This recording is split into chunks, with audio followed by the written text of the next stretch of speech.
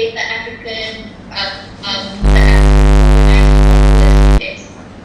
And what this does is it identifies vulnerable populations within a country.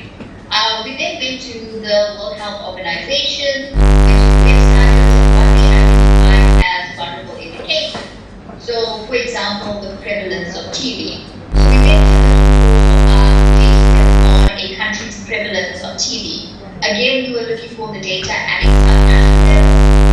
What the vulnerability index works is that it compares counties with counties or regions with regions, states with states, and it shows what regions are more vulnerable than each other. Something else we have done was we have offered quantitative fellowships. So these are actually story grants to female journalists in our country.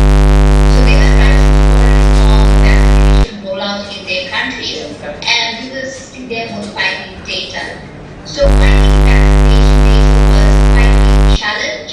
Governments were not always publishing daily updates on the number of people being vaccinated, or they weren't doing a breakdown by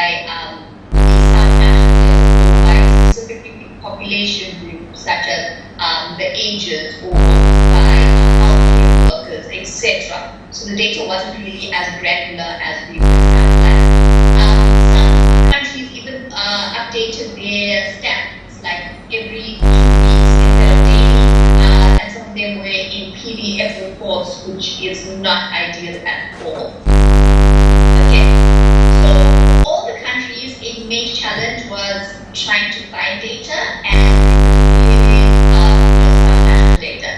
So we had to resort to using open data portals like government websites as well. They didn't have data on their website or in cases where data was available, it was actually in PDF. I'm going to give you an example of what happened in Kenya. So in Kenya, so in Kenya, there is 47 counties, okay? And there were a abstract for each one of those 47 counties. We then had to go in and scrape each of those 47 counties. So that was a very tedious process. And then another problem arose was that each county has been reported it quite differently. So it's taking a long time to actually consolidate that data. We also tried developing partnerships with statistical organizations. They also quite difficult. We were sending emails, making phone calls, even doing site visits to the office, but it was so a good point is yes, the data ecosystem really needs to change. And with COVID-19, as soon as COVID hit, African governments were like, okay, we don't know how many hospital beds we have, we don't know how many beds we have. So I feel like, they have now realized that data is important and they are putting an emphasis on data collection. It's just enabling them to get to that point. One of the things that change is open data, and that is making data easily accessible, free, and efficient format that anyone can access. Thanks, Andrew. A really important point considering the call for more accessibility of data. So that for first round robin, open the floor to questions from or panelists here. In the room to help me tracking the Q&A here just a second. Questions from the audience.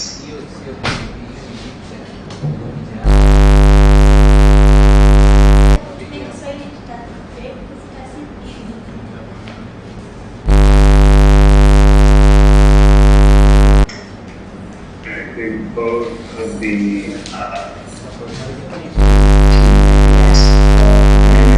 more on the I don't know if folks are talking, but any questions in the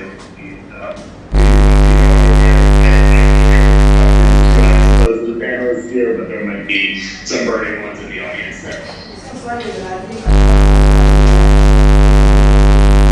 Can you hear us now?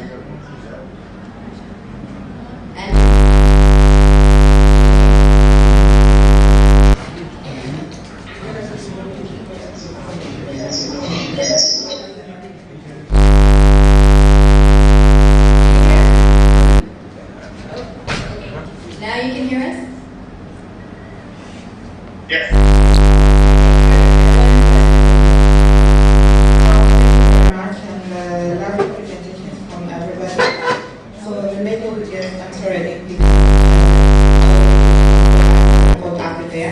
So he has been explaining on how it was data and the readily available data was really hard to is that they mentor to make sure that they get this information on COVID and vaccine. Be already starting at data collection or they get to but I would really like to know how to do it.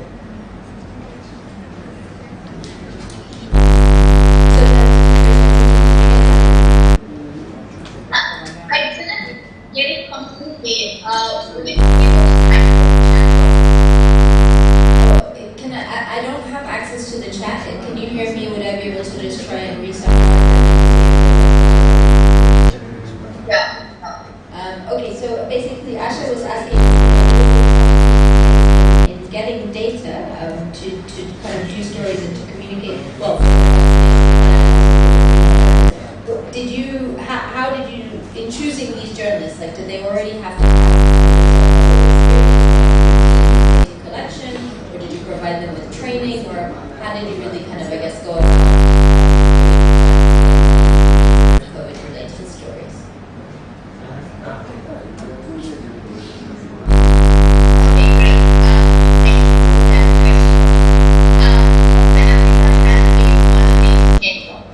So One Data is a network of female journalists, data scientists, designers, scientists, you name it, okay?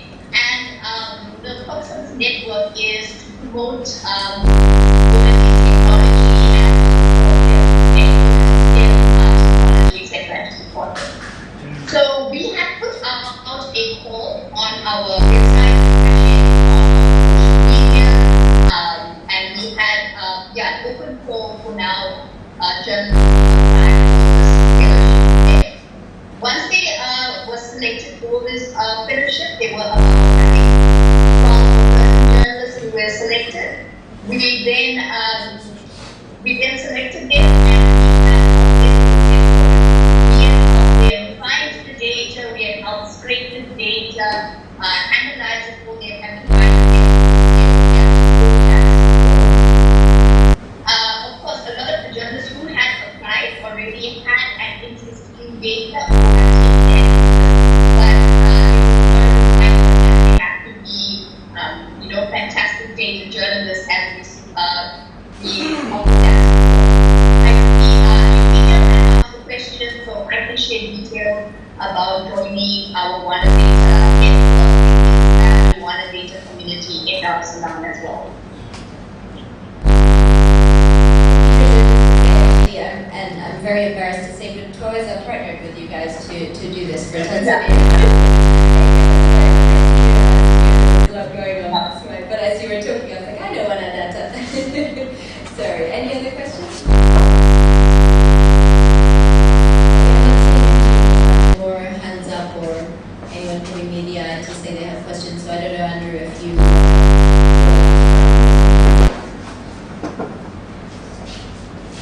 Sure. So I 8 minutes left, I guess. So one thing that I'm eager to do in the time remaining is to get a priority or an action item going forward to build data reuse and data use infrastructure and ecosystem that would help us better respond to collaborative data in a response to the next, whether it be a pandemic or other kind of crisis emerging. What is the one thing that you feel that stakeholders working in the across the broad African region, but especially in the context in which you work, what are some priority action items that you would say we should have in mind leading into the next eventual challenge that we might experience as a society? One action item or priority each, and I will maybe reverse the order. Well, I'll give you a break. And maybe go back to Yaya. If you have a suggested priority or action item leading to the next crisis.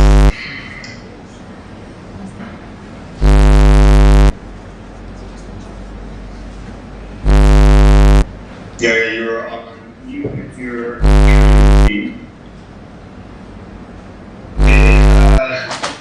Can you please, it was the I think it's the network here, and then actually repeat the question, please, very faintly. I think it's the network. One priority to put us in a better position to use data effectively in the next.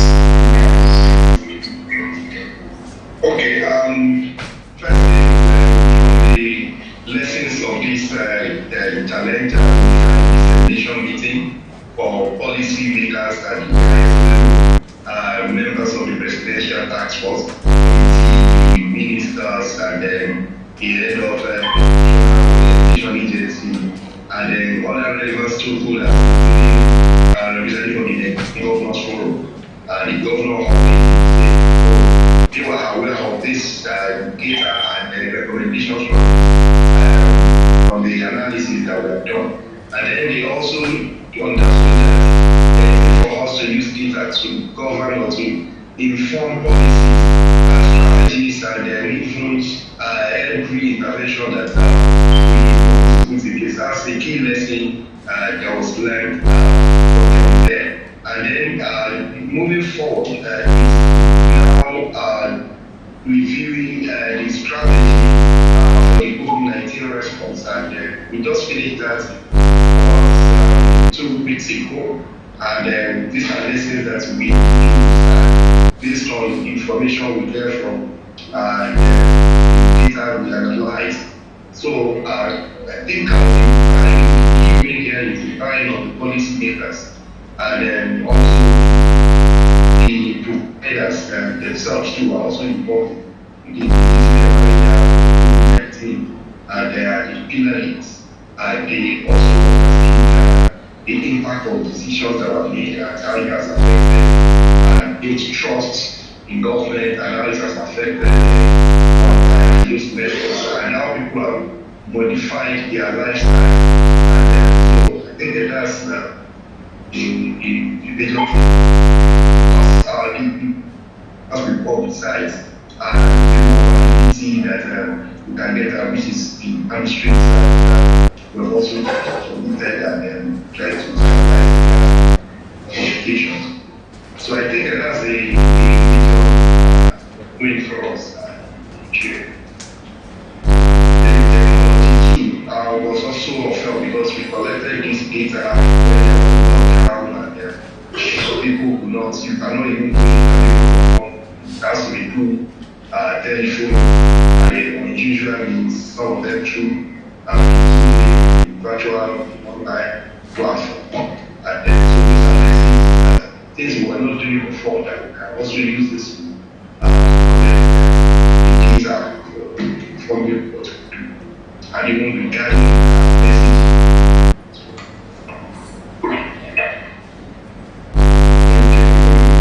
Helpful plan. Next, I think Risha for your priority or action going forward. Thank you so much. For me, the word is kind of co-creation in the sort of broadest sense. As I said earlier, everyone's. Can you hear me now?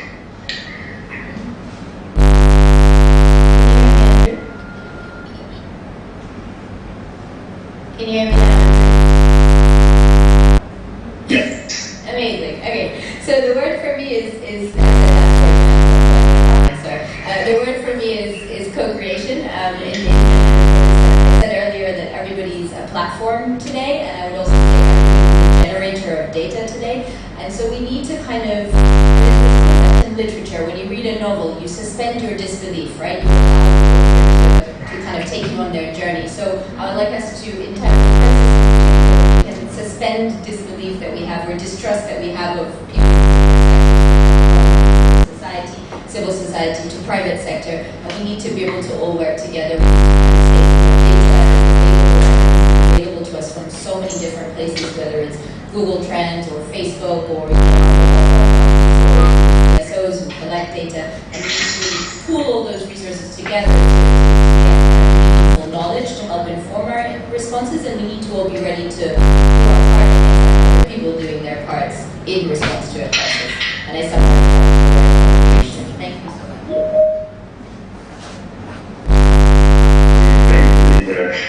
Jonathan?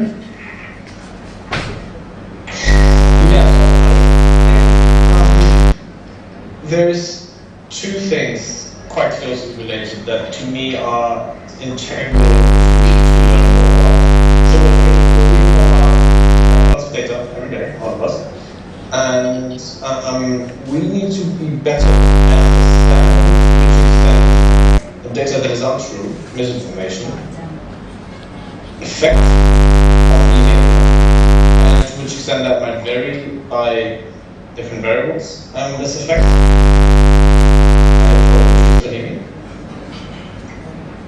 You can hear me? Okay, fine.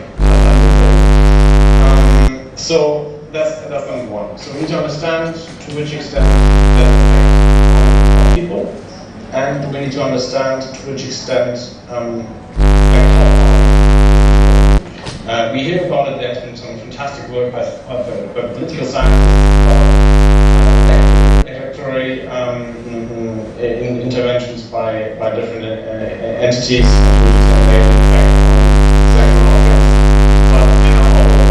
that's an integral part of democracy, to try and understand to which extent that has an impact. This is far more, this reaches far too far. And probably we have all been exposed to this in some way, some misinformation on our feed, some online in some format. And this problem is extremely work specific to Kenya by the Mozilla Foundation. Be in touch. That did great work on that to the extent to which this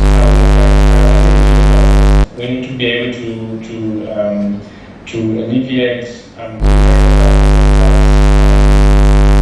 if we don't get this in check, will have a very unfavorable effect on democratic behavior that are favorable to the greater good. And that's in my mind was present.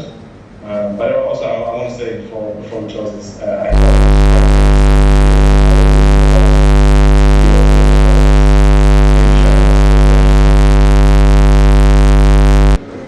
Absolutely agree very much, Jonathan, and really appreciate those thoughts as well.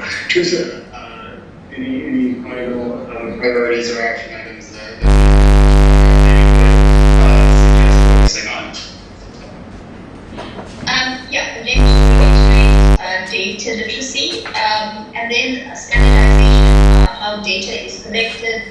We need to follow a standard, countries follow different methods, but even in any country, the data collection is so different, and different government departments. The education department collects data differently from the health department, so there needs to be some standardization in place. And a lot of investment needs to be made into countries to be able to upskill their data collection. To do a simple so costly, and yet many of them are more than 10 years old. How do you make decisions if they have no data in place, or no census in place, or just no data?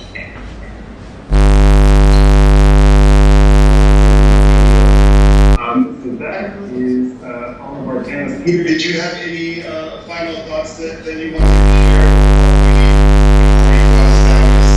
A few minutes over time, which I think was a good conclusion here. any final thoughts from your end here?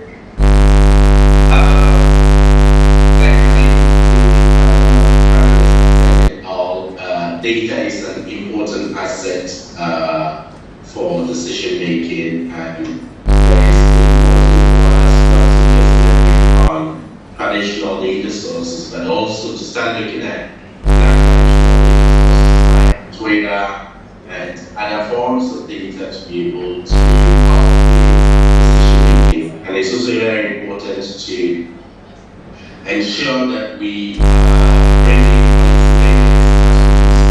for our friends from Nigeria and also on the table to be able to ensure that these insights are also actionable. And on our side, as Development Bank, we are also looking forward to see how we can or even receive proposals on how we can finance some of the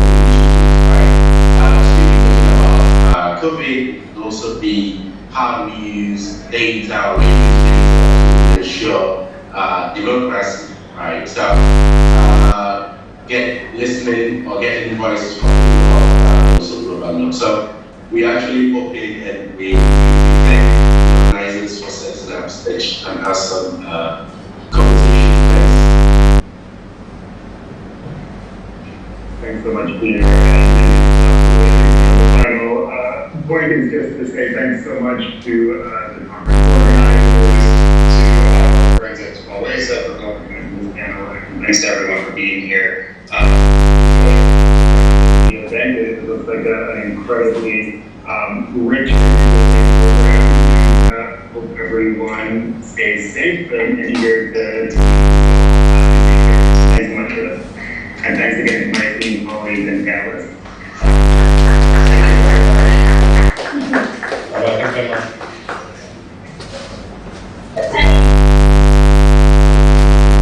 Hello.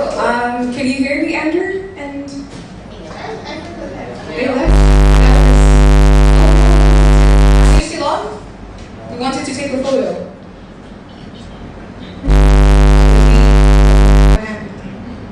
They're good. Okay. That was fast. Remember, you just. So the idea was to take next screen to showcase, the opportunities and challenges of All right, thank you so much, Risha. Just a hand of applause to our physical.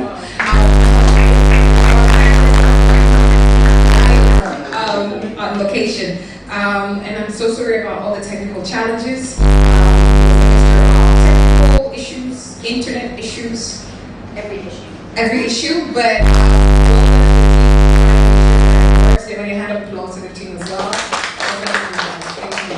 And thank you for staying. Thank you for staying and trying to be engaged in every way possible. So the next session is going to start at 16:15. And it's going to, we're going to have two sessions. One is the future of jobs in the digital economy. And the second that will be happening here is SDGs and the digital economy. Future of jobs in Kilimanjaro will be led by Dr. UDISM. We'll have Carol Dossi from Launchpad, Vivienne Penesis from Vodacom, dLab. The session here, which is SDGs and the digital economy, will be led by Leonard Meider. We'll have Saruni Jihai from NBS. Alexa Hudson is right here from UNDP. Reynald Meider from CSDP, and Florence Siefuya from SDGs Kenya Forum. So if you wanted to you'll stay and be around for that incredible session. Rachel, thank you once again. until the next session, enjoy the music. Remember, I do know it was really hard to engage in that panel. If you have any questions, please read them on YouTube or social media pages, and we'll make sure that the panelists will have you. Social media pages zetu au on our YouTube channel, na tutahakikisha kwamba so if you're trying to figure out how to join the network, pale to everybody joining online, thank you also for being online, for being online. And I apologize once again for those technical issues. They will not happen again, cross my fingers. But team is making sure, doing our best to make sure that it doesn't happen again. Until 16:15 is 4:15, saa 10:15. Saa 10 Nairobi. $1,600 and 15 minutes.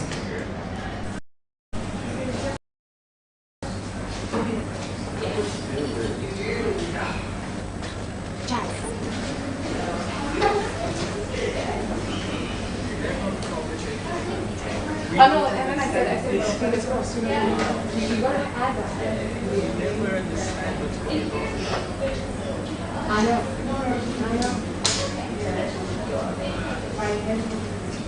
We run 10 products. We're launching today, we're launching 10 days.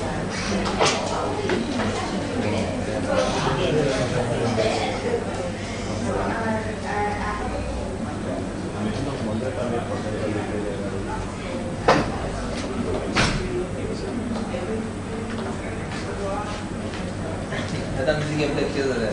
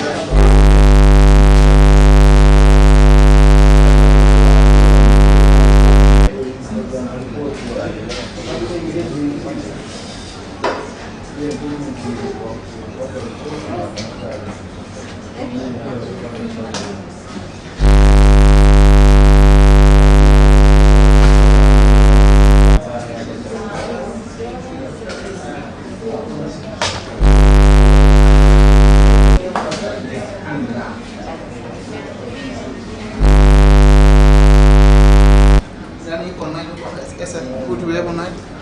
We have Mitchell Anna and Lina, no? and Mitchell. Wasn't the event in the previous one? What's supposed to be this one? Also.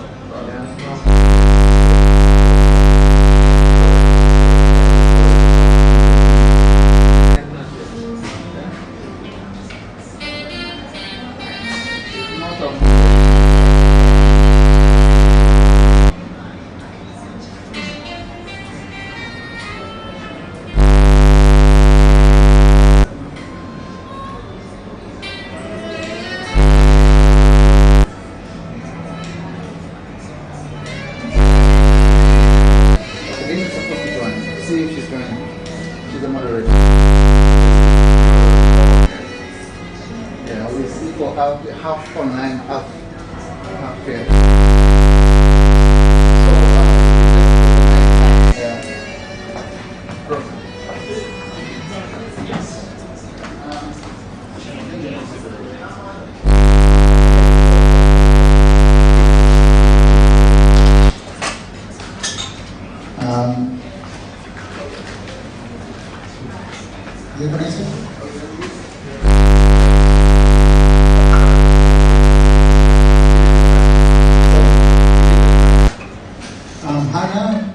Hannah, Florence, can you hear me?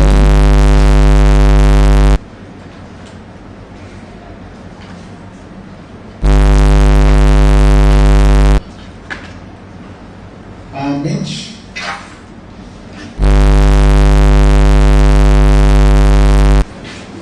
Mitch, Hannah, Florence, can you hear me?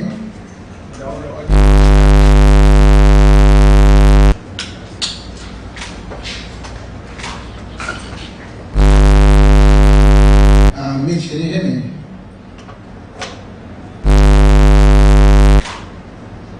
Florence, can you hear me?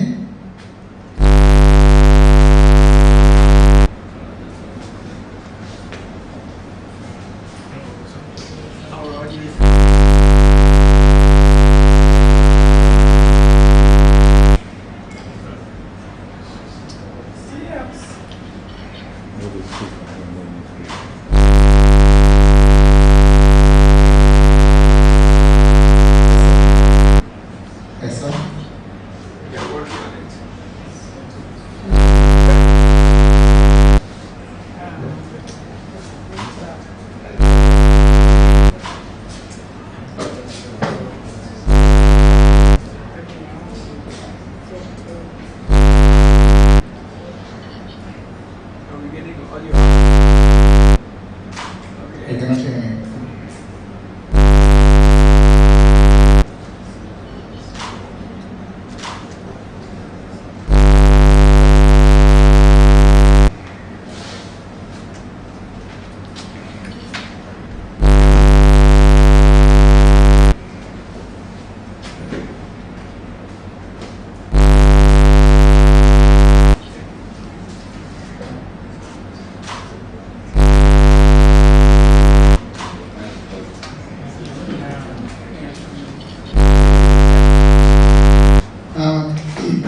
Mitch, Hannah, Florence.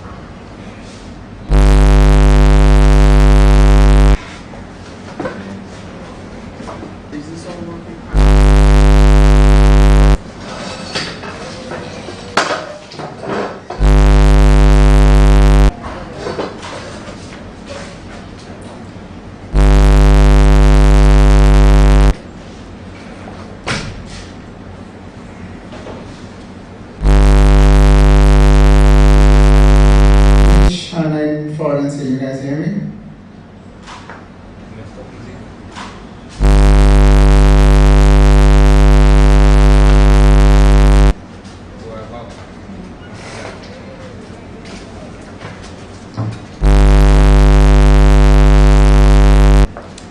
Okay, what made it work last time?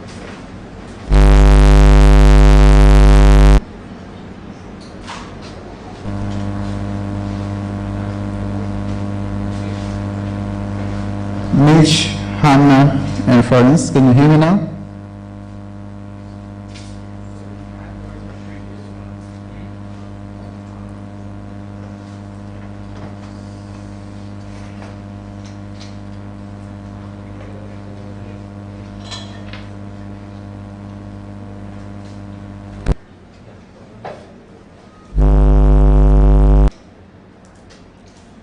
Can you hear me?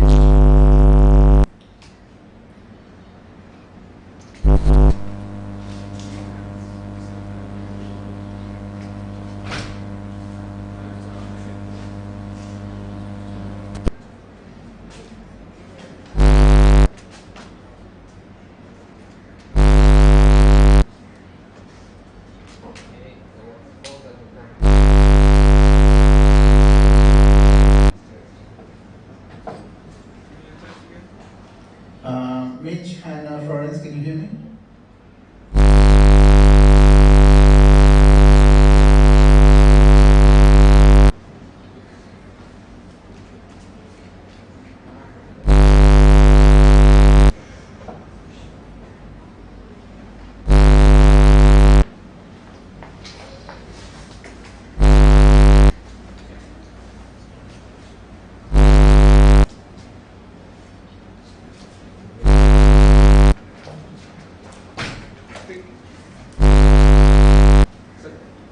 Mitch, Hannah, and Florence, can you hear me?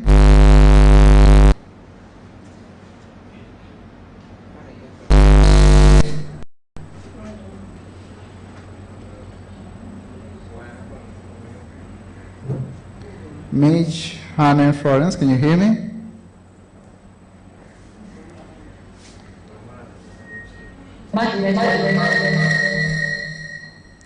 Okay, can you hear me now? Okay, sorry, we've been trying to sort out the voice. Is it much better on your side? All right, Asa, can we have more volume?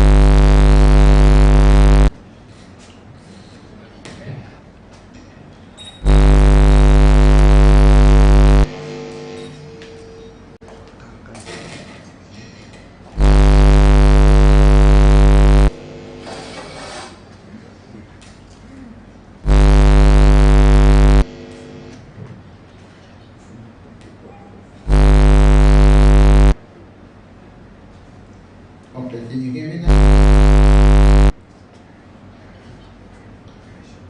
Mitch.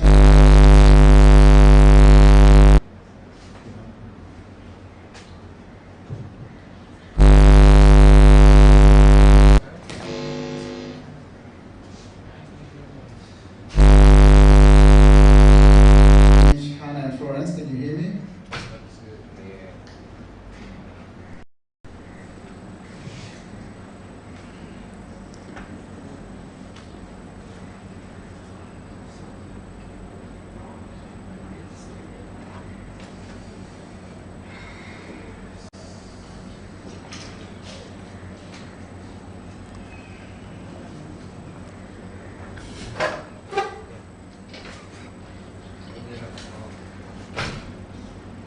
Mitch, can you hear me now? Can you hear me? Hannah, can you hear me? Okay, can we have volume on this side? So sorry for that, we're trying to sort out the audio here. Can you hear me now? And maybe one of you can try to speak and see if I can hear you too. Oh, okay, good stuff. I think we can start now.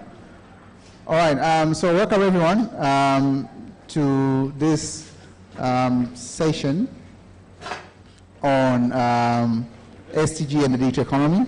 Unfortunately, Leonard has not joined. Leonard was supposed to moderate this session, and so I'll take over the moderation. I'm not sure. He was with actually in another session like 2 hours ago. So I think maybe there was a confusion on our side. It's okay. I'll take up the moderation as I know all of you, so that'll be easy for me.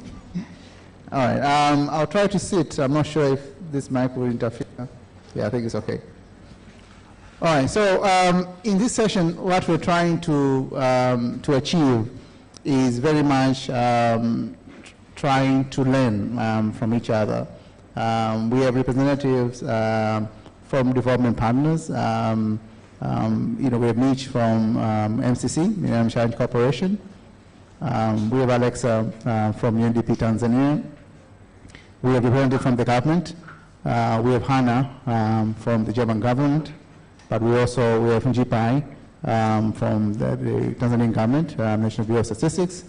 But we also have representatives from civil society organizations. We have Charles Bundu from dLab, and we also have Leonard Meider from UNA Tanzania, but also representing Tanzania Sustainable Development Platform. And also we have Florence from the Kenya SDG Forum. So as we know, the theme for the Data Tamasha this year is unboxing data for the digital economy. So the perspective that we want to very much bring in this discussion is how the data in relation to SDGs actually aligns with the digital economy. So how are we realizing the digital economy through the implementation of SDGs in our respective countries? And how is that alignment to what extent? And as well to what extent that the SDGs implementation push us closer to realizing the digital economy. So to start us off, I would like to invite Mitch Brazer, the Regional Director for the Data Collaborative for Local Impact Program with the Millennium Challenge Corporation, to give us a short 7-minute keynote on how data, SDGs, and the digital economy actually aligns from the development partner perspective, and in this case from the Data Collaborative for Local Impact and the MCC in terms of Millennium Cooperation perspective, Millennium Challenge Cooperation perspective in this area. So Mitch, the floor is yours. Thanks, Steve. Can you hear me okay? Hear you very well. Thank you, everyone, for having me. As Steve said, my name is Mitch Brazer.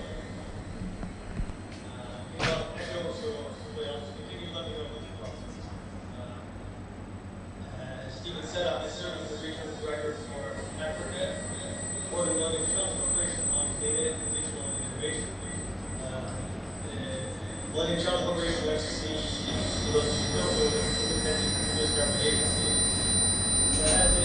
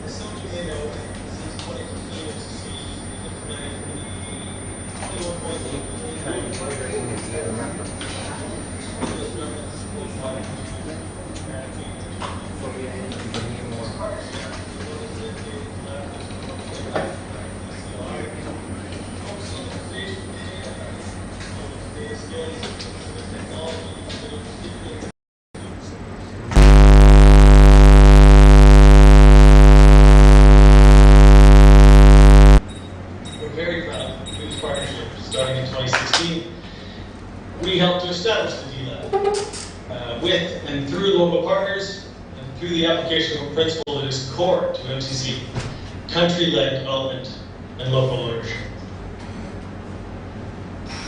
Now,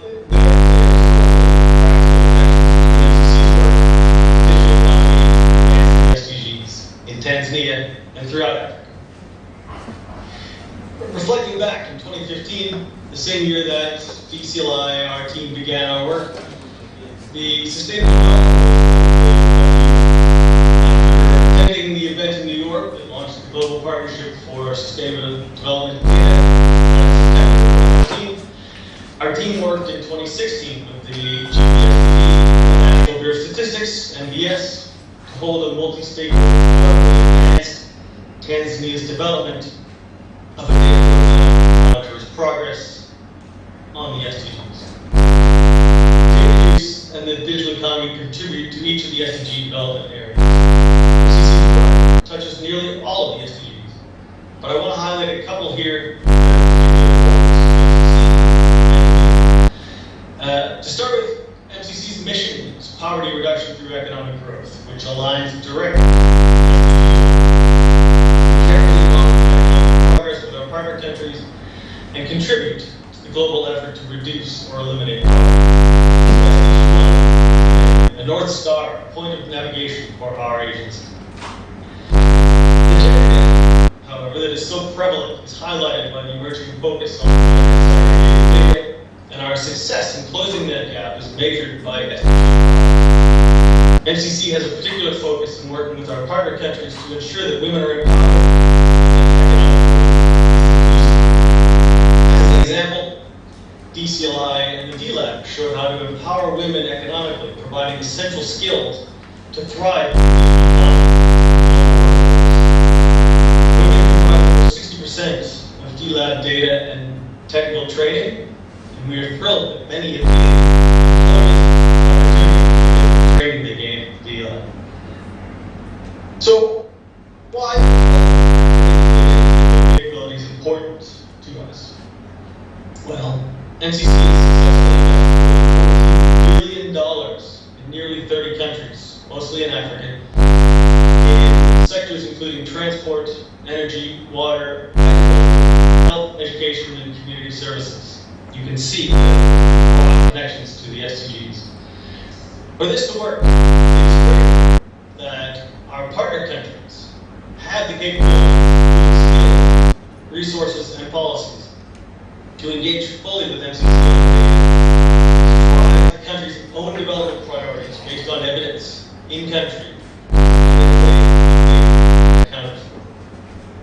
MCC has also sought to leverage the benefits of data-related investments by advancing policy reforms and funding targeted technology development. Investments in data as well as connectivity, human capital, and the enabling environment, cross-cutting components of many MCC investments. With the growing global digital economy, these investments will continue to be part of MCC's program, enhancing MCC's ability to achieve its mission of poverty reduction through ecosystems in our partner countries. This brings me to our third point, supporting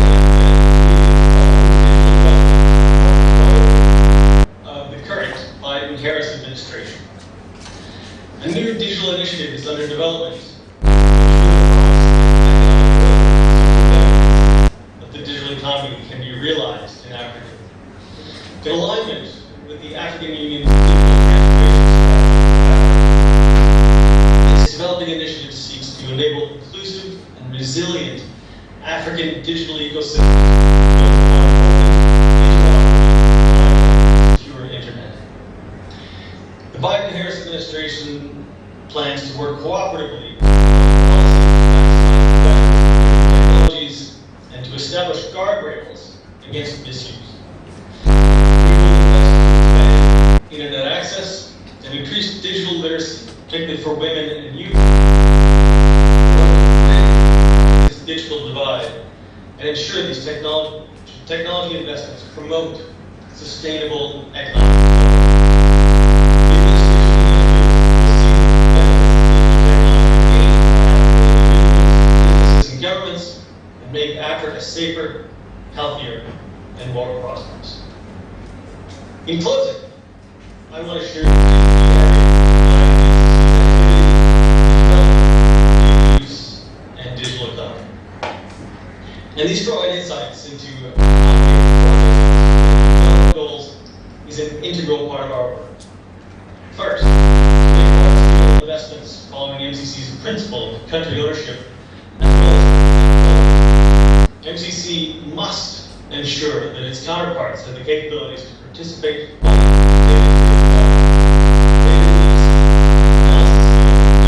countries setting their own development priorities. Second, MCC's teams facilitate such as the use of Earth observation technologies to identify resource use and last mile access to infrastructure. Including standardized sectoral information systems, geospatial analysis, and new technologies, including artificial intelligence,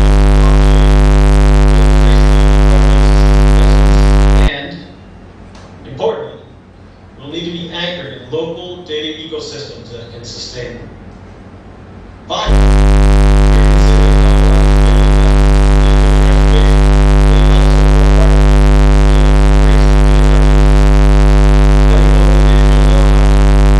strong local ecosystems is critical to the success of these investments. In alignment with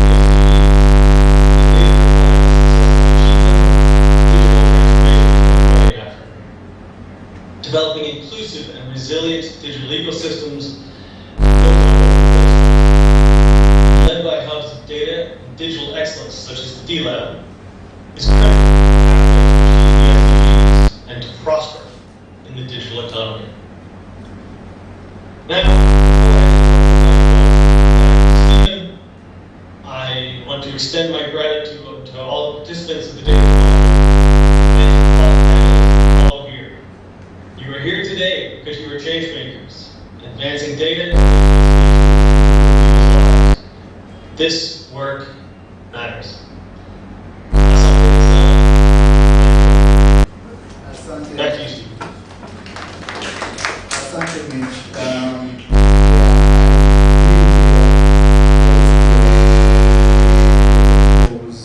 Digital transformation, and at the heart of all of that, ensuring that we embed that within the countries and within the citizens of the respective countries so that they can actually be able to sustain that over time.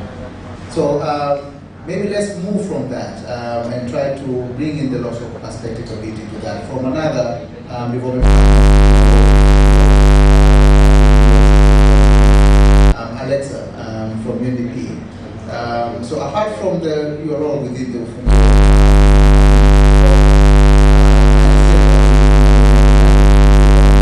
assessment in the country, which I think is the right step forward to actually understanding where we are and how we actually fare.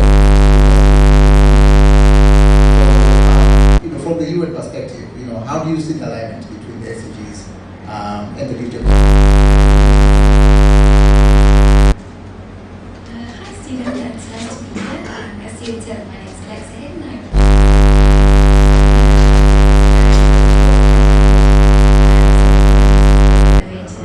In Tanzania, the growth and innovation ecosystem.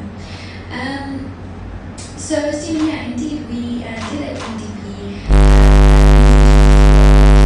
finance and planning, the government of Tanzania, to draft a strategy which was used to provide inputs on the 5-year development plan 3, and I think that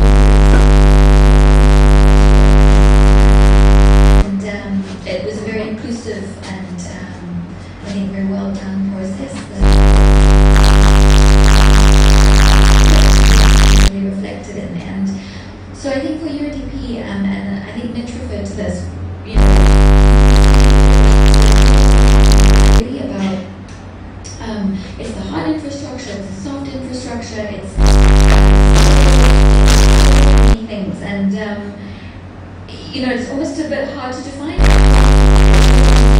When we came here, I sort of tried to Google a little bit to look through our strategy and see exactly how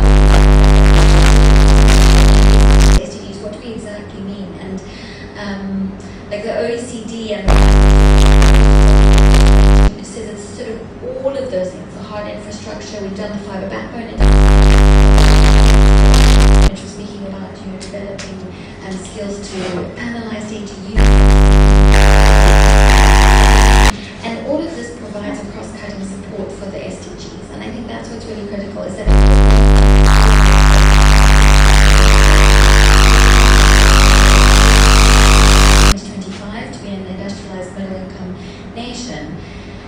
it would be very difficult to do that without joining, and bringing the entire population along to join the modern digital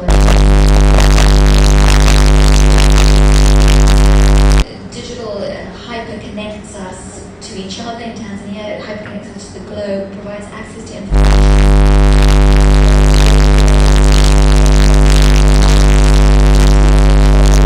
Farmer in rural Kagera, access to the internet and connecting with loved ones, access to financial services, to digital economy, information. So I think we really see the digital economy as an enabler and reaching Vision 2025. Economy is an enabler of the SDGs. And with that note, I'd like to from the German Council on Sustainable Development.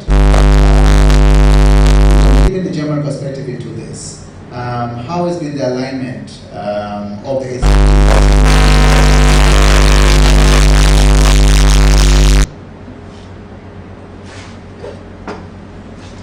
Hi everyone, I hope you can hear me. The sound is not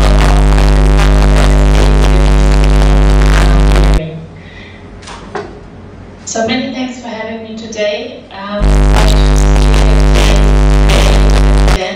am Hanna Janicek, coordinator for European and international questions at the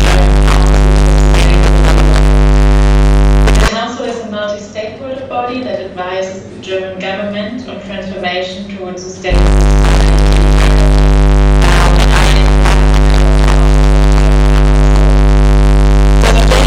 I was asked to share some reflections on digital economy, and it is my pleasure to do so.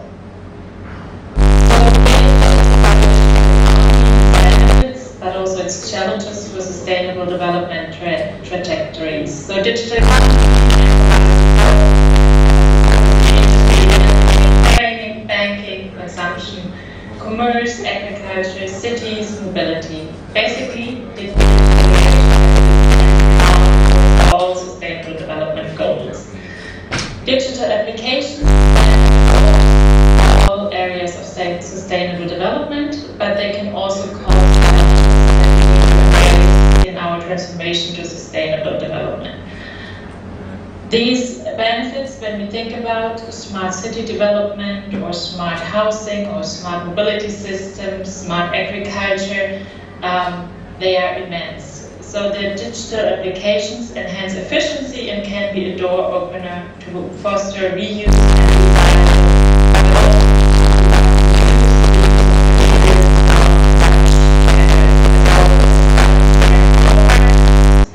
What do I mean by this duality?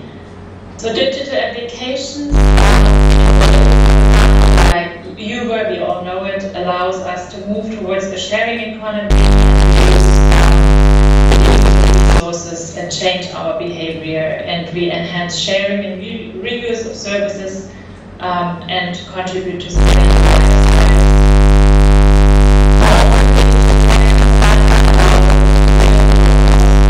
So to enter into dialogues with like-minded, independent from where we are located.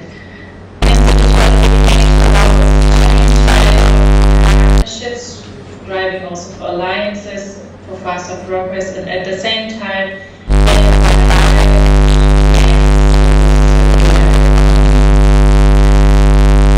let me briefly introduce to you two projects. First of all, we are together with dLab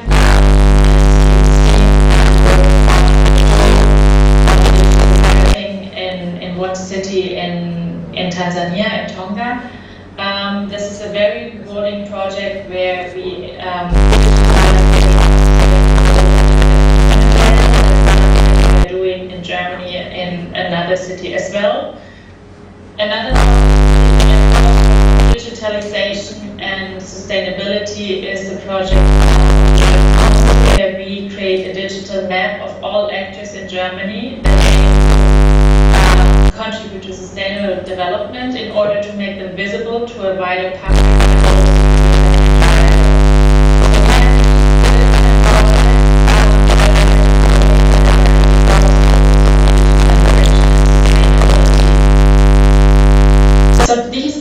digital economies, they have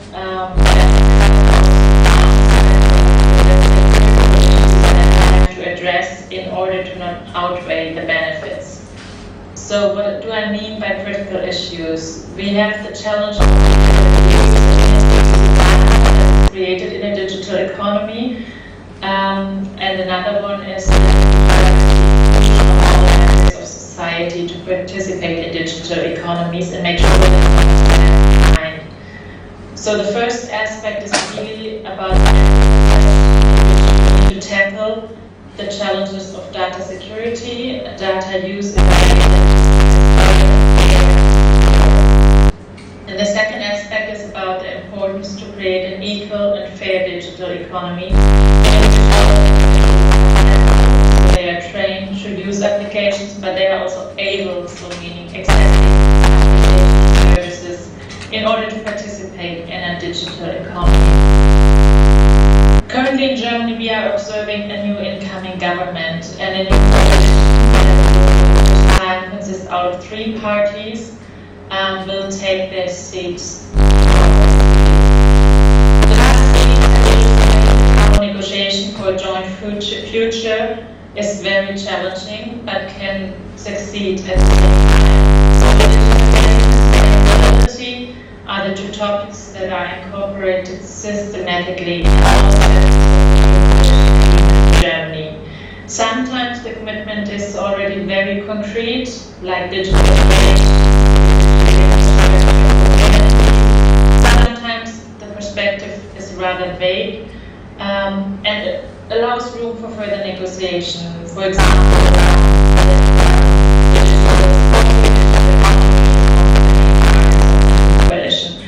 what I want to say with this digital economy is on our plate for all of us, but yeah, it is something that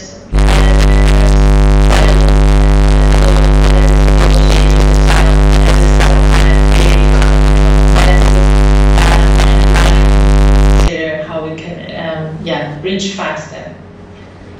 Maybe one final word on circular economy as a future model for our economies that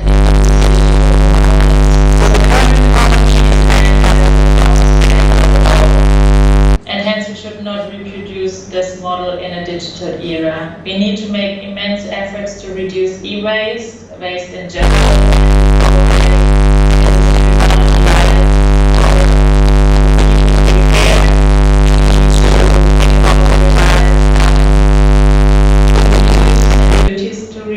and also duty to recycle by producers as because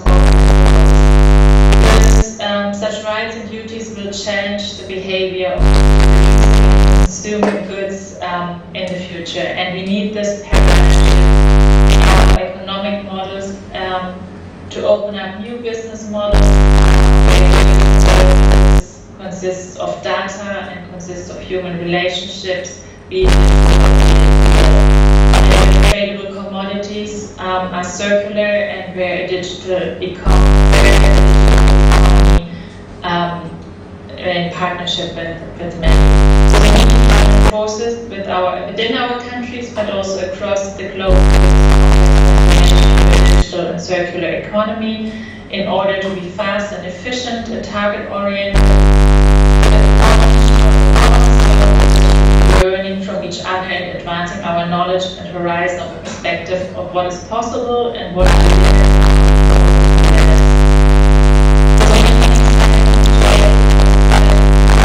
a very distinguished panel and to learn from the digital excellence of dLab's works in Tanzania. Many thanks.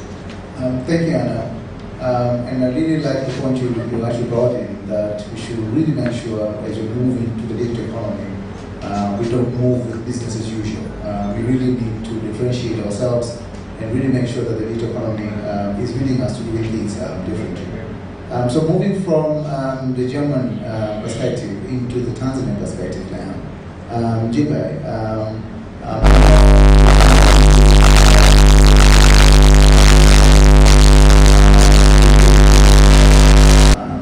localization of the SDGs in our national development plans from the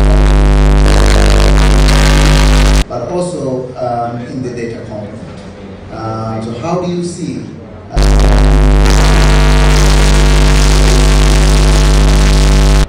that is currently, being implemented or being prioritized in Tanzania?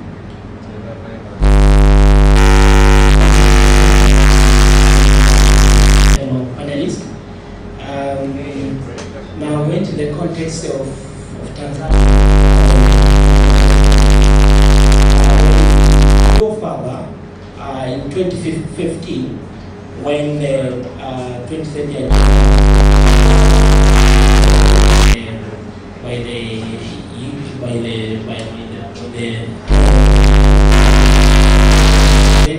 the kind of ratio equated, and then we started the implementation in.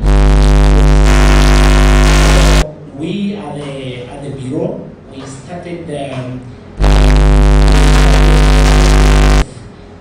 localizing SDG into our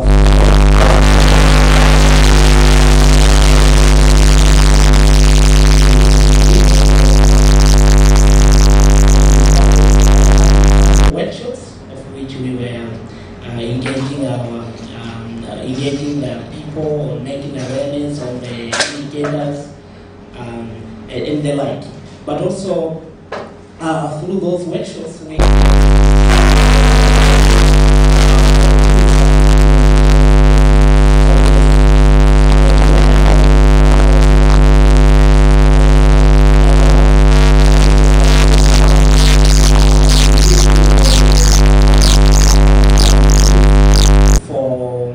assessment of the SDG in Tanzania. The program is web-based, which helped us. If we could use the other ways like the manual, we could not make it. The reports, which showing the assessment of the indicators. Report like 40% of the indicators. On how could we go about? We know now that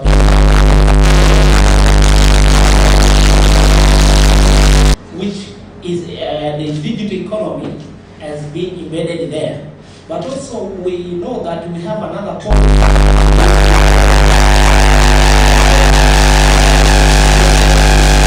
2020 and 2025, which are guiding. It also embedded the digital economy.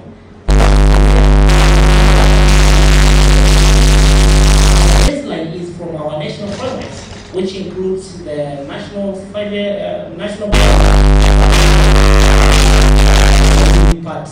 election manifesto. So what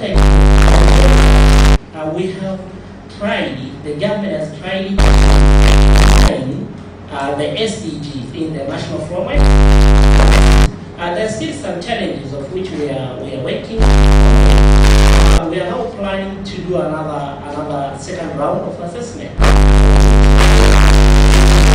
with dLab, and doing that such the second round of assessment can come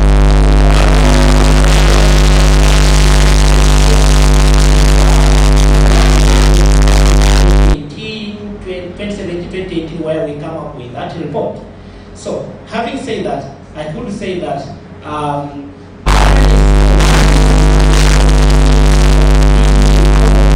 could help us in again including the SDG.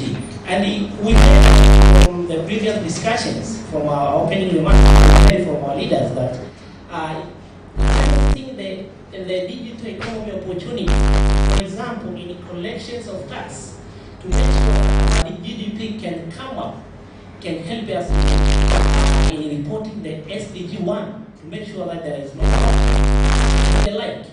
If we use the concept of is where now we can move forward. We as a bureau, statistics, and we also as the not statistic in the national statistics system, we are now going data beyond census, the beyonds, surveys. We are now going further to the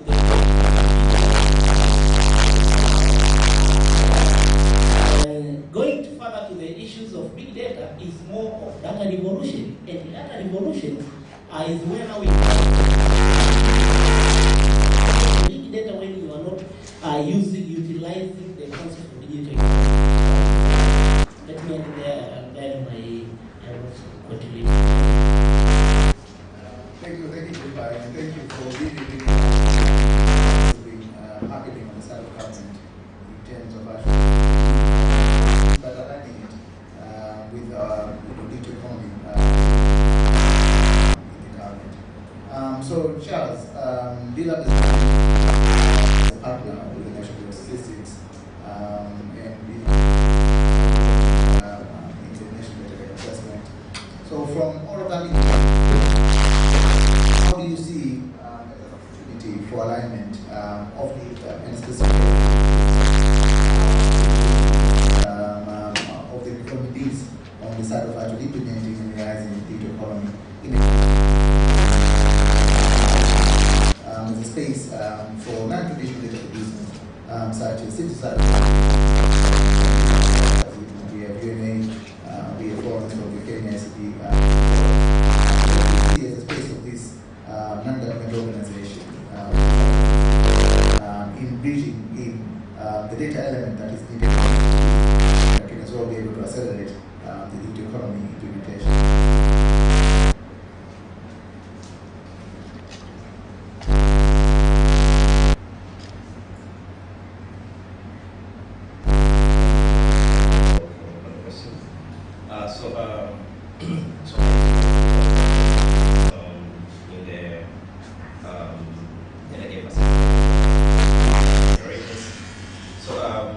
During the process, when we were actually trying to on SDGs, but as well as how the different sources align with the SDG indicators. So as the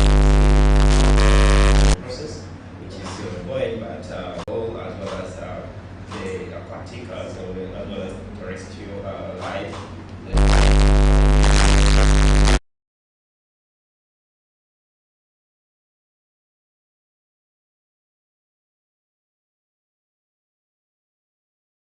The kind of to model those kind of indicators, but time the government on behalf of the government that is those who work with different stakeholders in those areas. Government will be complemented by the efforts of other players in that's why just recently we had a workshop in Dodoma where we asked the state actors who are also producing different statistics complement the government efforts in trying to see how we could use the different sources of data such as big data to just come up with a framework that can help the government actually report on the different indicators that are missing the data that is coming from the official sources of statistics, such as the surveys, etc. So the different players in different sectors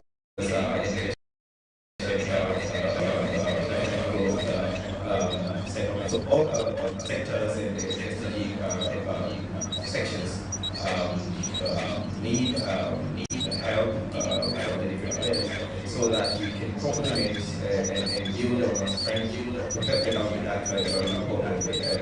the SDG indicators. So I think there's a huge opportunity there for all us different non-government actors to help the government actually come up with this framework that can help them actually report on the missing indicators that they see. They could be formulated in a way that we can channel them from the non-traditional sources such as big data to report on the SDG indicators.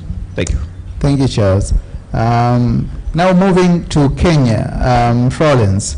I understand that the Kenya SDG Forum has been doing a lot of work in the localization of the SDGs in the counties in Kenya, but also collaboration with the national government in the implementation of the SDGs.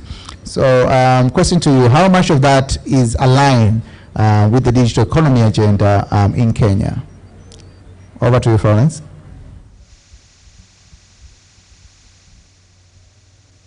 Good evening, good afternoon. Stephen, can you hear me? We can hear you very well.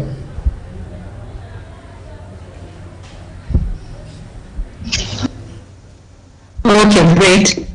Thank you very much for this invitation. My name is Florence Siobua from the SDGs Kenya Forum. And I'm very, very glad to be part and parcel of this conversation. And so congratulations to our colleagues from Tanzania, Stephen and the team there. And also just for having, bringing together such an important topic and conversation in the midst of SDG acceleration and SDG achievements by the year 2030. Colleagues, thank you. It's been very good listening in to some of the great conversations that are happening my fellow panelists online, but also those that are already there. And so I think I'll just get into some of the remarks that I have, and maybe just to start it off, I'd want to say that Kenya has a digital economic blueprint, and you can find this online. And very interestingly, I could just say that Kenya has always positioned itself as a world leader in driving financial inclusion through use of digital financial solutions. And this has been one of the greatest components of digital economy that Kenya has greatly invested in. And so, as most of you have heard about financial solutions like M-Pesa, Mula, PesaLink, and PesaPal, these are some examples that, of course, even African countries can come up with innovation and creativity that can boost or can be seen world over in terms of how innovative or how important it is for us also to invest in some of these innovations. And maybe just briefly again, within this digital economy blueprint, we have 5 pillars. And these are digital government, and so the whole vision of having a digital government, the whole vision of having digital businesses, infrastructure, innovation-driven entrepreneurship, digital skills and values. And so it's great for Africa and for even Tanzania to be spearheading this kind of conversation. And so maybe just getting into the topic that I was asked to speak about, how civil society organizations can position in terms of partnering with government to bridge the gaps, lessons, and also lessons learned in partnering with government in the implementation of SDG, and especially the reporting and tracking. And so that's what I'd be speaking into. And so I would give about 4 points in this regard. And so just giving our experience here from Kenya. And so for those that we haven't maybe interacted, the SDG Forum is a coalition of civil society organizations. And so we have over 450 members, and most of these are community-based national and international organizations. And so apart from just being the coalition led by civil society organizations, and this is how we've worked, and it's the first practice is because we've approached it from a multi-stakeholder approach. And this means that the Kenyan government approach towards SDG is bringing together different stakeholders, including, of course, the national government, the sub-national government, we call it here the county government, private sector, civil society organizations, academia, media, and other stakeholders, especially in the category of the leading one behind. And so within this particular category, what I'd say about the multi-stakeholder approach, and this also was learned from colleagues like Hannah and the rest from Europe, and how they've well organized over the years in terms of approaching the development agenda. And for us, we first and foremost launched the engagement framework on the multi-stakeholder. And so this has helped us on how we relate with the different stakeholders, or how we relate with one another, because of course you can imagine development partners, private sector, academia, civil society, government coming together. And so it's been great for us having a multi-stakeholder approach that could enable all of us understand how do we approach the SDGs, what are our different roles, and what's the expectation when we all come together. And so this has been a good practice because it's really helped us to come up with annual plans on SDGs, how we implement the implementation matrix on each and every year. And so we are always coming together in the beginning of the year and also at the end of the year.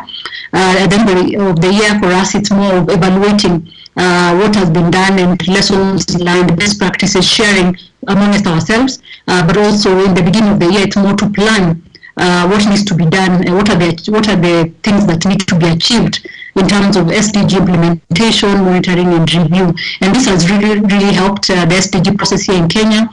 And I would share that this has been a good practice. One of the things that the Kenyan government is lauded for is in this multi-stakeholder approach, they've made the private sector, the Kenya Private Sector Alliance and the SDG Forum to be co-chairs. And so for us, we are also able to make decisions. We're also able to convene the development partners and all these other stakeholders. And that gives us a good opportunity for us to work together as different partners.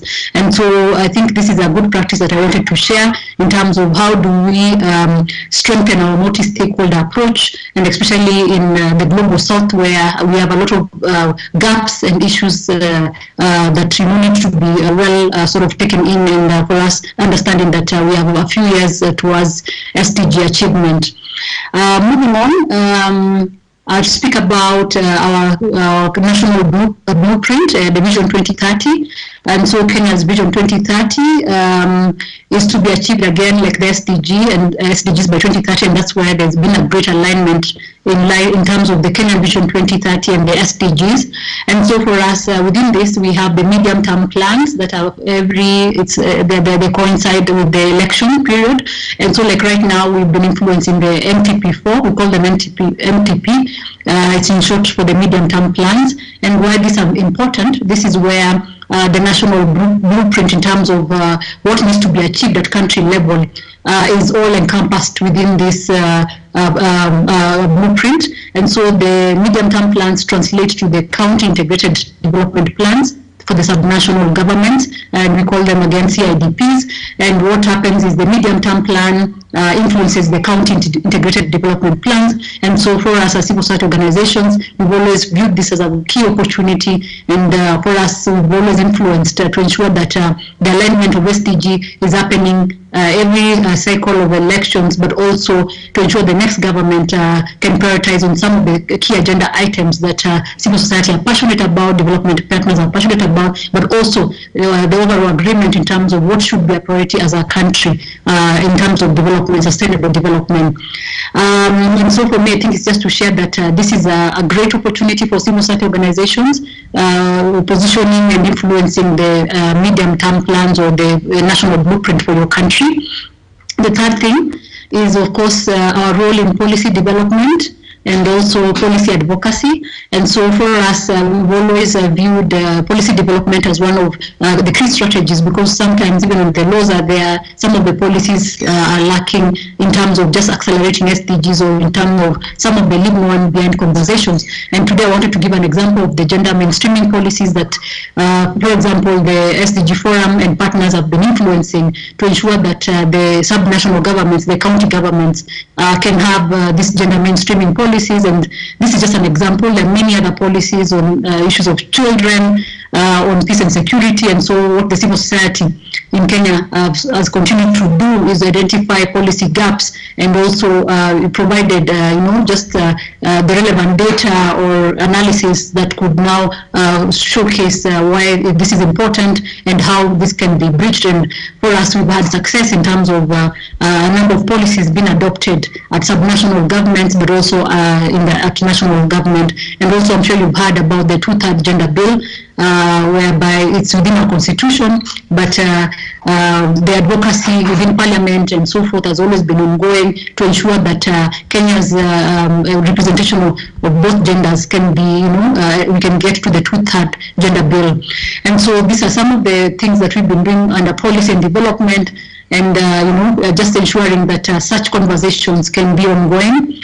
And then the last one I'd want to share is specifically coming up with a memorandum of understanding, the MOUs, and give an example of the Kenya Bureau of Statistics here in Kenya, the NSO. And I think this is very, very relevant to today's conversation, where for us as the SDG Forum, we've coming up with this MOU with the Kenya Bureau of Statistics is to ensure first and foremost the conversation on citizen-generated data that has been very, very critical. For us, Kenya has always had official statistics only produced by the national government. That's the Kenya Bureau of Statistics. And all of us who are like stakeholders or development partners or civil society, whatever information or data we produce has not been considered official. And so this has been an intense conversation. And finally, through partners like Global Partners for Sustainable Data, GPSSD, GIZ, and many others, we managed to come up with guidelines that now the NSO, the Kenya Bureau of Statistics, is already working towards to include in the Kenya Quality Assurance Framework, which will include now like the citizen-generated data guidelines and how can non-state actors produce data that can be considered official. For us, we see this as a very big win because, of course, this contributes directly to the digital economy. We're talking about data is the engine to a lot of this development goals that we are looking at, and for us having evidence-based is critical in terms of how do we ensure that we can bridge such gaps. And I think through these partnerships with like the NSO, partnerships with the different ministries, for us has been key to achieve some of these goals. Of course, I'll end by saying that it's not always rosy when you come from civil society and the kind of relationship that maybe you have to do with different stakeholders, but I believe it's worth it every time that we have stuck on or we have continuously encouraged ourselves and different partners to pursue this kind of collaborations and partnerships. We have come to reap great rewards or benefits for the community, because at the end of the day, this is about the people that we are serving. It's about the communities that we are working for. And I believe this is something that we as Africans, more importantly, need to continuously invest in relationships that can transform our service delivery, relationships that can transform how we approach situations and how we respond to the needs of our people. So let me end there and really congratulate all of you, and thank you very much for listening in, and I pray and hope that everything goes well. Thank you very much. Over to you. Thank you, Florence. Thank you so much for those remarks, and I'm really happy to see there are a lot of similarities on what is progressing in Kenya, comparing or in relation to what actually is happening in Tanzania on the same front. So with that, I'd like to now welcome Leonard Meider, who is the Executive Director of United Nations Association of Tanzania, but also co-convener of the Tanzania Sustainable Development Platform. Maybe, Leonard, you can tell us a bit more about your personal experience and maybe the platform experience on how you see the role of the platform, such as the Tanzania Sustainable Development Platform, which is equivalent to the Kenya SDG platform or forum, on supporting the integration of the SDGs with the digital economy. So how has it been in the case of Tanzania? And what is the situation maybe comparing to the VNR exercise, which was conducted in 2019, and what has changed coming to the 5-year development plan 3, which was recently endorsed by the government, and what has been the civil society role in all of that, and the platform role in achieving realization of that.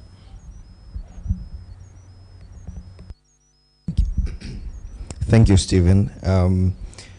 My name is Reynolds, and I work for the United Nations Association of Tanzania, as well as the Tanzania Sustainable Development Platform as a co-convener. I think I'm lucky. I've worked with everyone almost in this panel at different times, but mostly as the co-convener of the Tanzania Sustainable Development Platform. The platform, I don't think I have to repeat, we work the same as the Kenyan one, but we have, we started back in 2015, and it was as an outcome of a multi-stakeholder meeting, and there was a gap there was no coordination of civil society organizations during the implementation of the previous development agenda, the Millennium Development Goals. So this is where the Tanzania Sustainable Development Platform, this is why we exist, to document experiences of civil society and their contribution in different sustainable development processes in Tanzania. Back to the experience, the platform convenes civil society, and in 2019, as Steven mentioned, we collaborated with the government, the Ministry of Foreign Affairs at the UN level, but nationally at the Ministry of Finance, to produce the National Voluntary Report for the progress of SDGs, implementation of SDGs in the country. We produced 2 reports, or participated in producing 2 reports. One, the national country report, and we also have a civil society report. But we also took part in coordinating civil society's contribution in the 5-year development plan 3. So at different levels, we've worked with NBS, we've worked with the Ministry of Finance and Planning, we've collaborated with a process that UNDP led. So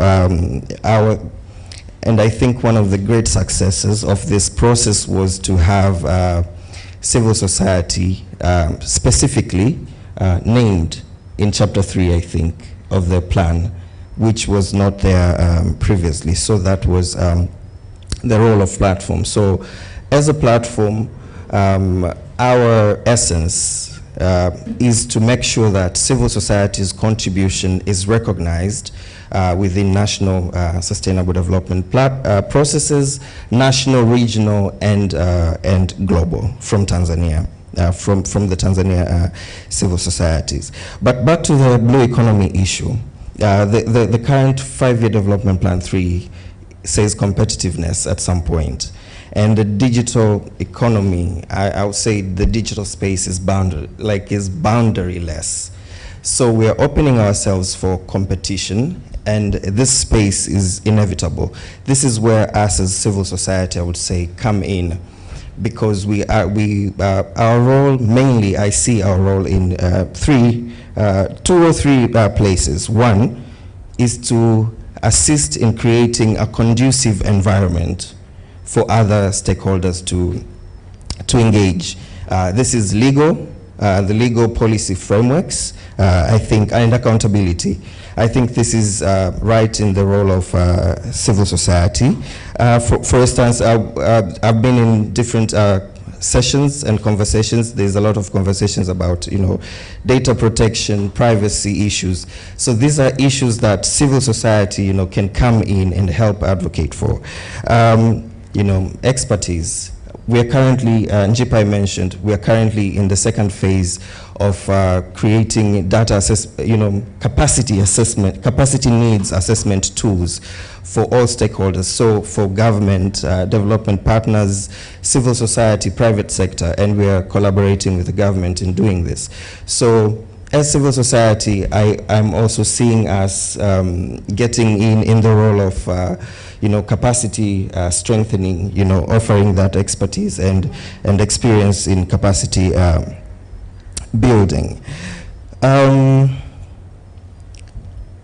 I think most of the things I wanted to say have been said by everyone here, because we've been part of all these processes. So I'll end there for now. Thank you, Leonard. And a big round of applause for all the the panelists, for their incredible contribution. So we started a bit late, so I think maybe we'll end like 5-10 minutes late. I think that's okay with our hosts, because I just want to allow a round of questions from the floor, and take maybe also a couple of questions if there are any questions online. So any question to any of the panelists or any contribution from anyone from the floor? I would appreciate if one of the associates can help me with this mic here, so that we can get a few questions. Julia, yeah? Thank you very much. It was very interesting points raised, and there's something like I'm struggling with. I work in the financial inclusion space. I work with FSTT, and it's like I understand the government is currently in the development process for a digital economy strategy. And yesterday when we were discussing, I think it was Rosalind from Vodacom, she was raising the point that so far only 46% of the population is covered with 3G or internet-capable network, and out of those, only 38% are actually used by the population. So since we're like in the whole spirit of data-driven decision-making, evidence-based strategy development, in how far is this currently considered as the government is moving ahead and developing a digital strategy? I mean, this is a reality that we still face, and it's a clear addressability challenge that is still there. So yes, as we're addressing the other barriers, how do you think we are dealing with that? And like, isn't this like fundamentally challenging the inclusiveness of a potential digital economy, and then hence, really contradicting with the SDGs, because especially the people who are in the rural areas and more likely women are less likely to be in those included groups, even just by coverage in itself. Thank you. Thank you, Julia. I think that's a very good question.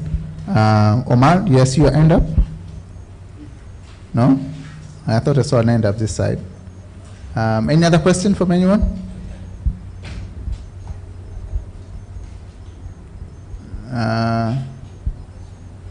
No? Any other questions? I'd like to take one or two questions. Are there any questions online? If there are any questions online?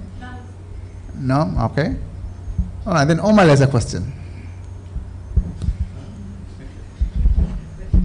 Okay, so I think to me the key question from what the lady from Kenya said, it's about the co-creation of the process, which was really important. And I know there is non-traditional, this traditional data that the NBS is in the process of working with dLab into that.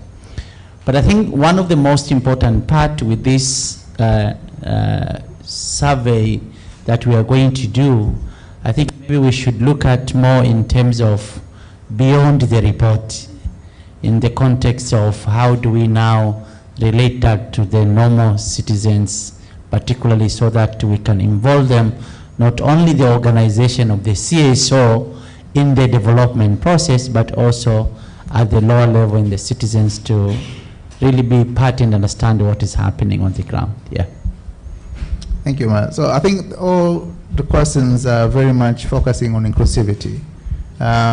So the question is, how do we make the digital economy more inclusive through the SDGs? That's my interpretation of the question from Julia and the addition from Omar. So how do we make digital economy more inclusive through the SDGs? So maybe we can start here at UGPI and we can go all the way down, and I'll finalize with the speakers online.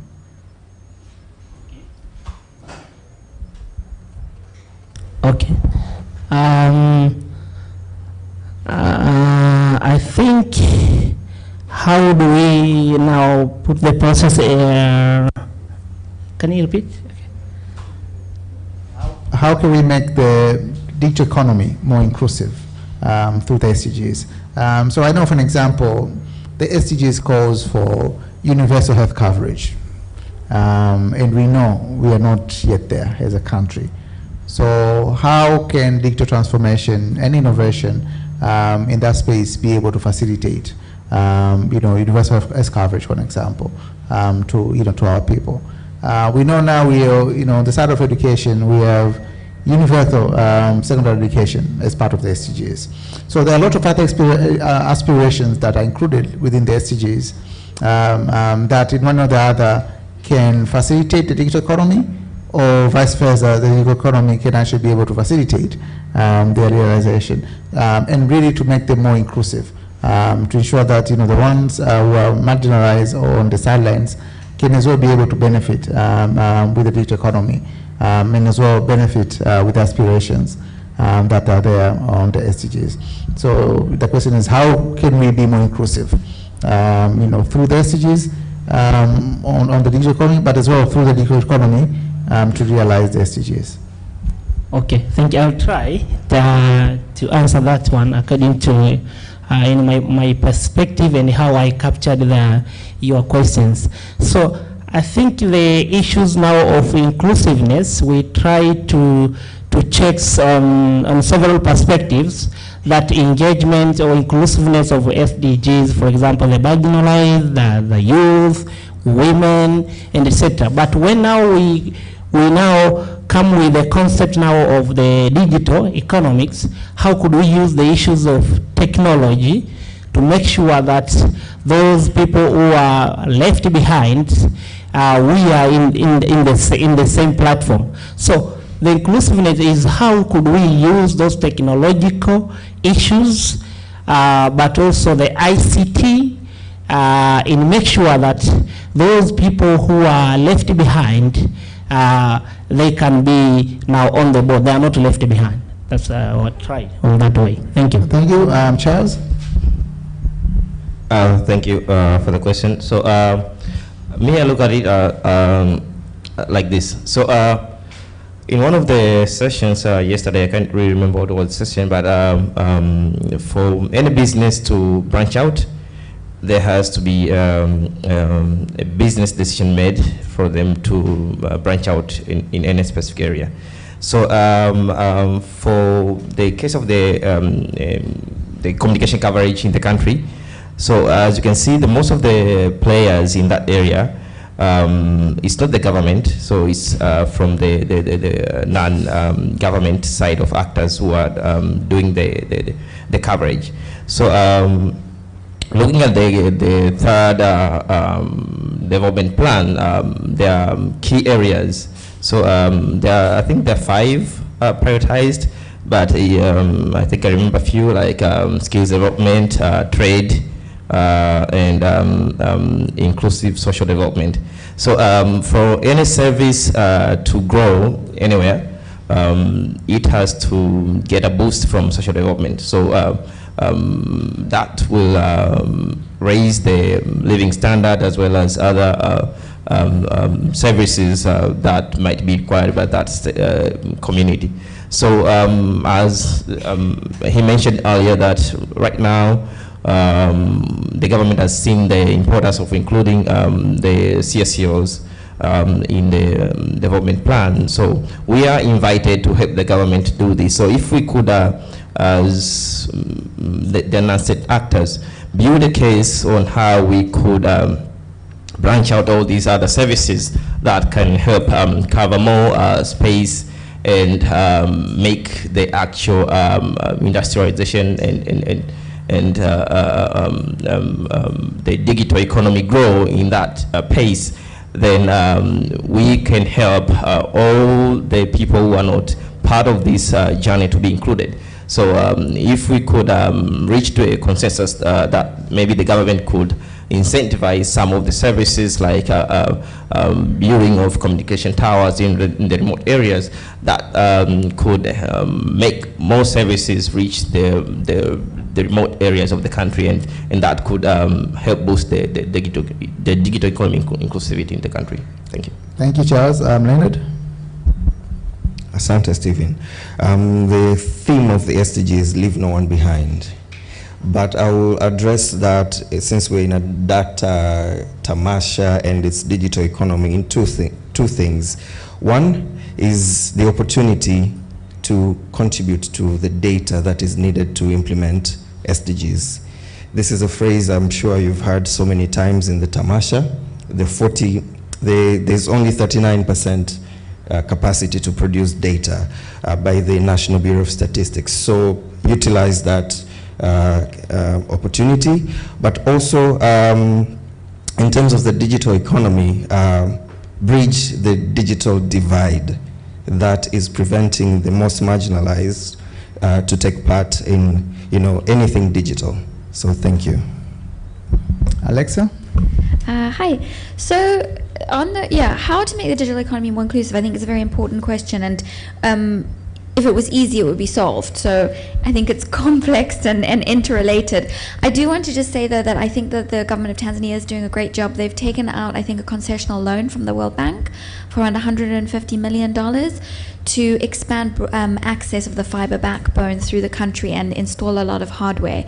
And I think that's a massive step to inclusion. Tanzania is a huge, huge country. We've got a lot of people.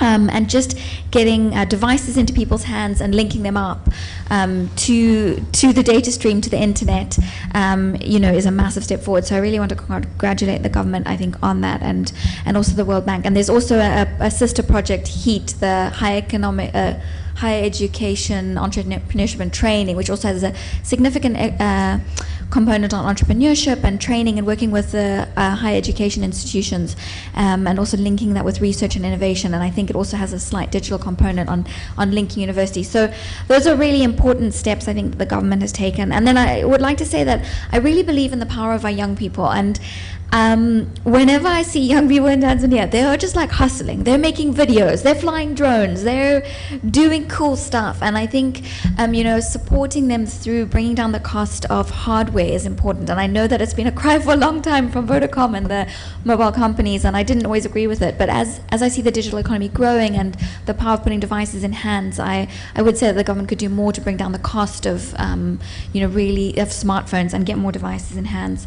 And then I think there's a lot of practical stuff we can do. I know at UNDP, one of the things that's where we've used data to support the digital economy is we've, for example, done a web scraping using big data of tourism comments, and we've taken that back to the government sort of post-COVID, trying to reinvigorate the tourism economy and run business clinics with the tourism operators and the government. So really, making that data accessible, going from big data, which sounds very large and difficult to access, taking it down, making it available, and then really utilizing it in on-the-ground business clinics with tour providers so that they can make the best use of that data.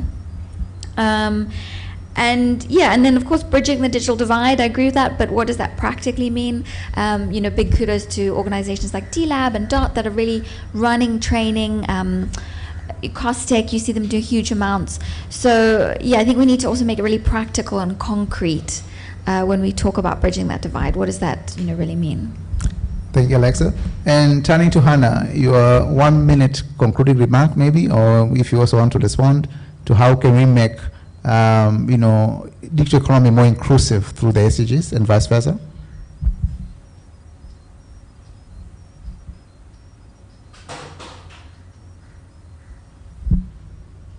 Hannah and Florence, are you still there?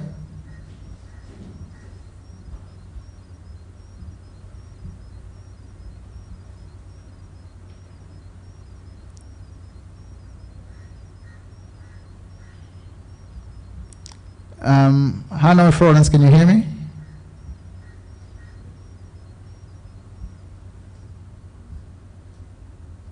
Could you maybe type it out on the chat?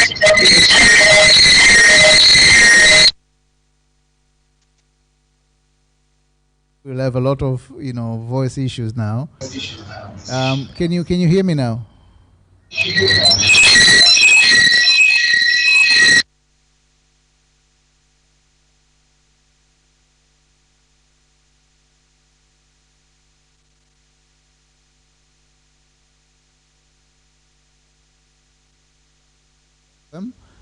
For really sharing their insights and their experiences on how really the alignment between the SDGs and the digital economy is happening in our country, but also experiences from other countries, from Germany, from Kenya, and also from a development partner perspective from US government, which was shared by MCC by Mitch on his keynote. So thank you so much. This marks the end of today, but the Data Tamasha is still continuing tomorrow. The program will start at 9 a.m. tomorrow, as always. But I just want to encourage all of you to attend the sessions tomorrow.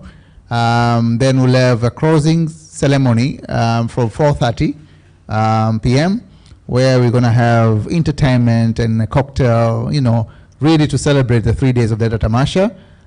So we very much, this is to extend an invitation to all of you. Want to attend the sessions tomorrow? But please, if you cannot attend session, join us for a data party, more or less, in the evening, from 4:30 up to 7ish. Or if you're a party person like Leonard, you can stay a bit longer. That is welcome. We're going to have a band. We're going to have some good, stuff for all of you. So you are very much welcome, and please join us tomorrow for the sessions and also for the clothing ceremony at 4:30 p.m. Thank you so much, and you have a lovely evening.